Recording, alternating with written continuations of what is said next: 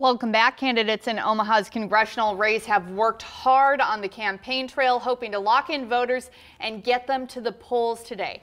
Seeking her first term in Congress is Democrat Kara Eastman.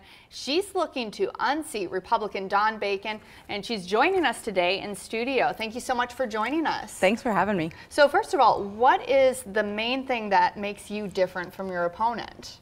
Well, we have some pretty clear policy stance differences. Also, I'm a political outsider. I'm a social worker. I've been working in nonprofits for over 20 years. But I think our most stark difference is in healthcare. I want everybody to have quality, affordable healthcare in the country, and he has voted many times to take it away.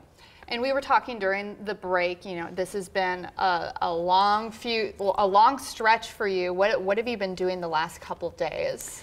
Really, we've just been knocking on doors and talking to voters. We've knocked on over 200,000 doors in the campaign. We have hundreds of volunteers that have come out with us. And we've really just been going to the voters and asking them what they're looking for in their representative and about the things that they care about the most. And what have you found in talking to your voters? I've found that healthcare comes up the most at the doors, but the other thing is that people are just frustrated. They're frustrated with the political system. They're frustrated with working so hard and not really feel like they're getting ahead, and they are just looking for somebody who represents their values in Congress.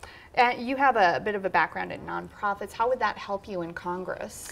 Well, with nonprofit work, I'm trained as a social worker to bring people together to solve problems and to meet those needs of people who are struggling, people who don't often have a voice. And I think we could use more people like that in Congress. What do you think your greatest strength is as a candidate?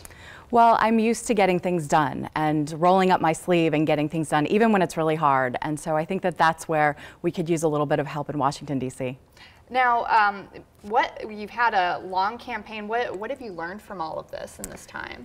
Oh, I've learned a lot. I've learned that sometimes it's hard to be a Democrat. Sometimes we don't always have a cohesive message, and that often people are just, I think people are just frustrated with both sides, to be honest. They feel like politicians tell them one thing and then do another.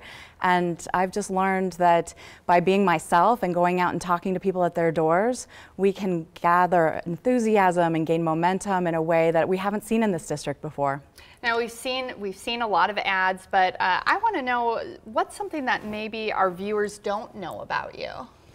Well, I spend most of my time with my husband and my daughter and our friends. We're just kind of regular people. We like to support local businesses. We like to eat out at local restaurants, and we're just a regular family that enjoys spending time together.